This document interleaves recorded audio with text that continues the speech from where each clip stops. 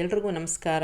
ಇವತ್ತು ತುಂಬ ಬ್ಯುಸಿ ಇದ್ದರೆ ಬೆಳಗ್ಗೆ ಅಂಥವ್ರಿಗೆ ತುಂಬ ಆರೋಗ್ಯಕರವಾದ ಒಂದು ತಿಂಡಿ, ಬೆಳಗಿನ ತಿಂಡಿ ಮಾಡ್ಕೋಬೇಕು ಅಂತಂದರೆ ಇದನ್ನು ಮಾಡ್ಕೋಬೋದು. ತುಂಬ ಬೇಗ ಆಗುತ್ತೆ, ನೆನೆಸೋದು ರುಬ್ಬೋದು ಏನೂ ಇಲ್ಲ. ಹೇಗೆ ಮಾಡೋದು ಅಂತ ನೋಡೋಣ. ಇಲ್ಲಿ ಬೇಕಾದ ತರಕಾರಿಗಳನ್ನ ನೀವು ಸಣ್ಣದಾಗಿ ಕಟ್ ಮಾಡಿ ಇಟ್ಕೋಬೋದು. ನಾನಿಲ್ಲಿ ಈರುಳ್ಳಿ, ಕ್ಯಾರೆಟು, ಸೋರೆಕಾಯಿ ಈ ರೀತಿಯಾಗಿ ತೊಗೊಂಡಿದ್ದೀನಿ.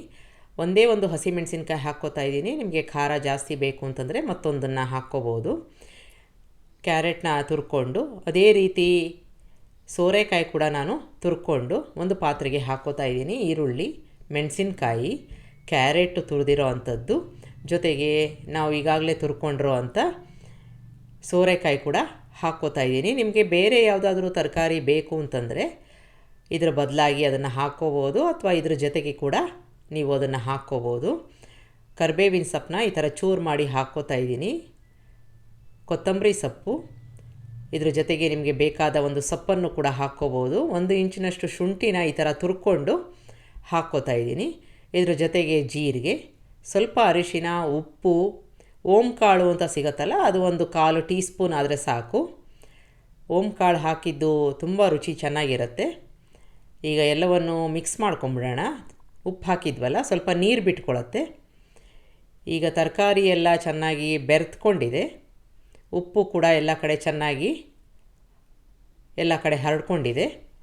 ಈಗ ಅರ್ಧ ಕಪ್ನಷ್ಟು ಜೋಳದ ಹಿಟ್ಟು, ಅಷ್ಟೇ ಪ್ರಮಾಣದ ಅಕ್ಕಿ ಹಿಟ್ಟನ್ನು ಹಾಕ್ಕೋತಾ ಇದ್ದೀನಿ. ಈ ಎರಡರ ಬದಲಾಗಿ ನೀವು ಬೇರೆ ಯಾವುದಾದ್ರೂ ಹಿಟ್ಟನ್ನು ಕೂಡ ಹಾಕ್ಕೋಬೋದು. ಈಗ ಮೊದಲನೇದಾಗಿ ಇದನ್ನು ಮಿಕ್ಸ್ ಮಾಡ್ಕೊಂಬಿಡೋಣ. ಹಿಟ್ಟು ಮತ್ತು ತರಕಾರಿ ಒಂದೇ ಪ್ರಮಾಣದಲ್ಲಿ ಇದ್ದಾಗ ಚೆನ್ನಾಗಿರುತ್ತೆ. ಹಿಟ್ಟು ಜಾಸ್ತಿ ಆದಾಗ ಚೆನ್ನಾಗಿರಲ್ಲ. ಸ್ವಲ್ಪ ಗಟ್ಟಿಯಾಗಿತ್ತು, ಹಾಗಾಗಿ ಸ್ವಲ್ಪ ನೀರನ್ನು ಹಾಕ್ಕೊಂಡು ಮಿಕ್ಸ್ ಮಾಡಿ ಈ ರೀತಿಯಾಗಿ ಸ್ವಲ್ಪ ಗಟ್ಟಿಯಾಗಿ ಕಲಿಸ್ಕೊಂಡು ಒಂದು 10 ನಿಮಿಷ ಬಿಡೋಣ.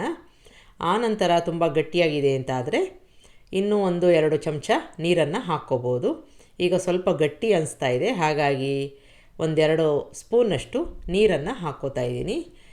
ಇದೇ ಹದದಲ್ಲಿ ಇದ್ದಾಗ ಹರಡಕ್ಕೆ ಮತ್ತು ಗರ್ಗರಿಯಾಗಿ ಕೂಡ ಬರುತ್ತೆ. ಈಗ ನೀರು ಹಾಕ್ಕೊಂಡು ಮಿಕ್ಸ್ ಮಾಡ್ಕೊಂಡಿದ್ದೀನಿ. ಈಗ ಸಣ್ಣ ತವಾ ಇಟ್ಕೊಂಡಿದ್ದೀನಿ. ನಿಮಗೆ ಬೇಡ ಅಂತಂದರೆ ಯಾವ್ದು ಬೇಕಾದ್ರೂ ಇಟ್ಕೋಬೋದು. ಅದಕ್ಕೆ ಎಣ್ಣೆ ಹಾಕ್ಕೊಂಡು ಸಾಸಿವೆ ಚೆನ್ನಾಗಿ ಚಟಪಟ ಅನ್ನಬೇಕು. ಬಿಳಿ ಎಳ್ಳನ್ನು ಹಾಕ್ಕೋತಾ ಇದ್ದೀನಿ, ಅದು ಕೂಡ ಚೆನ್ನಾಗಿ ಚಟಪಟ ಅನ್ನಬೇಕು.